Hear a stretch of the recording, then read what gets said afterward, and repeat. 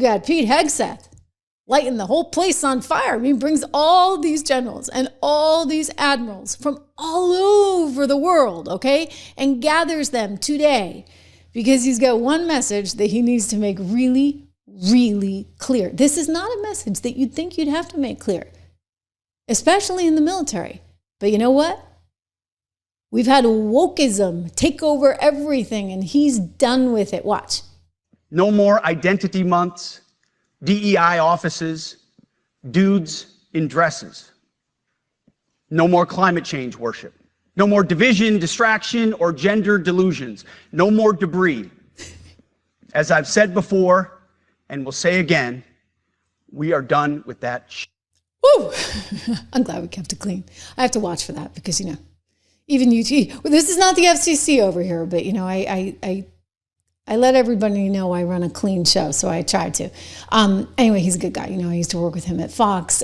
Pete Hegseth now, our Secretary of War. And, you know, I'll tell you, this has been a big part of his agenda. He wrote a book on it. He was always very into this. This whole, you know, what's happened to the military that I used to be part of, he would say, because it's gotten so woke and so crazy, and you just can't have a situation like that. I mean, he brought up some things today. For example, he wants to have better fitness standards. He wants to go back to the old standards. Apparently, we've been kind of lenient on the standards. I didn't realize this, and the soldiers have been getting fat. I mean, hey, when you have transgenders recruiting for the military, for the Navy on TikTok, I think you've reached kind of a turning point of no return. Here is The View, okay? I want to go to one of those View ladies who hates Pete, is so woke, she can't see straight. I question whether she really believes this or whether she just is, you know, out there for the fame and notoriety. I don't really know. But this is this woman who was supposed to be a lawyer, but somehow wound up on television, Sunny something. Let's listen to her. She tries to tear apart Pete. But I mean, if you're like me, you're sitting there going, well, why do we have fat soldiers? I mean, is it that hard? I'm actually really befuddled by why he did that. The optics were terrible, meaning all of our top military brass are all in one place, and we spent $6 million to get them there. That didn't make a lot of sense to me. Really? I mean, because like companies all the time have big meetings, and if you're the CEO, you might bring in all your top lieutenants, and you don't care how much it costs, right? You bring everybody in because you need that FaceTime, you need that retreat. They do them all the time. It's like, you know, out of like the corporate handbook. So, you know, Sonny, I realize apparently you don't work in a real corporation. ABC, owned by Disney. Probably the only retreats you've gone to have been all about DEI. This was like the anti-DEI retreat. Watch. A lot of sense to me that he was saying that he was going to toughen physical standards and review the anti-hazing policy by sort of implementing a hazing policy. And then also he said he was going to implementing one? Oh, because now we have standards? We're just going to be, you know, going back to basics? Return to the highest male standard for combat positions because the troops were fat.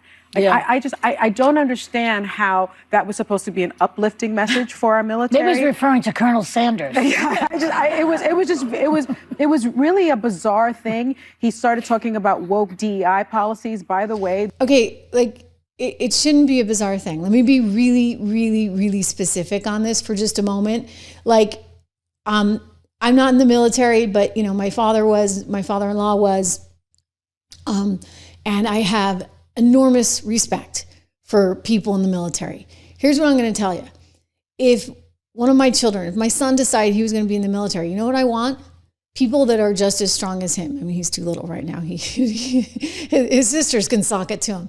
But if that day were to come, wouldn't you want to be surrounded by the strongest people possible? Why would you want like the weakest people possible? I mean, this is sort of, you know, I'm sorry. This is why the Navy SEALs, right? They go through such vigorous testing because you have to be strong in order to be a soldier and to be in combat. You need to have standards. Otherwise, you run the risk of lowering everything. It's like my orchestra example that I love to give you guys, right? He's trying out for the New York Phil. One thing that's still great about that, they put a screen up because they don't want to know if you're male or female or black or Asian or white or Hispanic. They just want to hear how well you play the violin because guess what? You're playing the violin in the big concert. If you're playing out of tune, you're going to drag everyone down with you. That's the same as the military. I mean, they'd like to get rid of those screens. They keep talking about it, and they already did it effectively. This is a good analogy. That they did that in the military.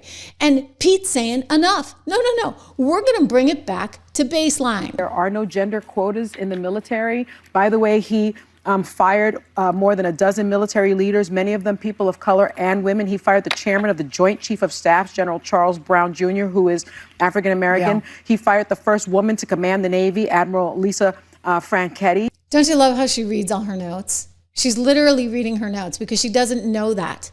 Like, she doesn't actually know that, despite doing a television show every day. Let's continue on. I don't understand the sort of hypocrisy of firing these people, having all these people meet together and then denigrating them. But did you look at it? They're looking at him like he has two heads. Well, no, they weren't. They're like, hello, hallelujah, thank God. Like, the military is back, baby. America's back. Listen, I'm sorry, but you know what?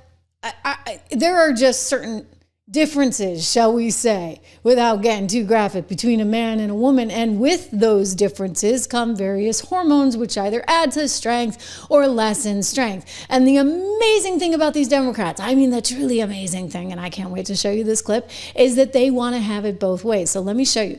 Senator Hirono from Hawaii, a Democrat, gets up on her little pulpit there the other day, and she starts asking Kash Patel about why does he have all these standards he's putting in. It's like, Sonny, why must we have these standards? This is the same crew of people that are telling you, oh, it's fine for men to play women's sports. Just think about that, okay, as I play you this next soundbite.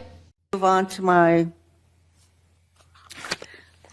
you've been asked some questions about changes to your hiring standard, and including college. She too doesn't know what the heck she's doing. Look, she's trying to read from her notes that some staffer, 28-year-old staffer wrote for her. Degrees and possibly the age. But, one question I had is... okay, spit it out. Spit it out. Ms. Hirono, come on. I know. You didn't review your notes. Requiring applicants to be able to do a certain kind of pull-ups, which a lot of women cannot because of physiological differences. Are you requiring... Look at Kash's face. These kinds of pull-ups? We are requiring a physical program at BFTC at Quantico because FBI agents carrying guns in the field have to chase down bad guys and do really hard work. The physical fitness standards of those agents are you requiring these kinds of pull-ups? We are requiring everybody to pass the 1811 standards at BFTC. If you want to chase down a bad guy and put him in handcuffs, you better be able to do a pull-up. The reason I ask is that there are concerns about whether or not being able to do these kinds of harsh pull-ups is really required. I mean, she goes on and on, all right? And it's like, lady, how do we take you seriously? How do we take you seriously given that you and your entire party are sitting there telling us, well, women should be able to compete against men. What's the big deal? And now she's like, oh, there's differences. Just like, Sonny's all mad that now they're going to have actual standards in the military. Yeah, okay, because in the real world, when it's life or death, okay, you need standards. You must have standards. We are about standards. Thank you very much. And by the way, you want to talk standards? Donald Trump has standards, and he doesn't like what he's seeing in the city of Chicago. He does not like what he's seeing in LA. He does not like what he's seeing in many, many cities across the country. And so he's serious. He has standards, and he wants to make sure that he's able to reduce crime. He wants to reduce the murder rate, which is just horrible. You look at some of these places like Baltimore, it's just really striking. We've gone through all the numbers, Washington, D.C., for goodness sakes, and those were awful. Basically, every place in the world was safer than Washington, D.C. You could head to any part of Latin America, notorious places, Medellin, Bogota, parts of Peru, Lima, anywhere. And it was safer than Washington, D.C. It's enough is enough, right? We gotta have some standards, people.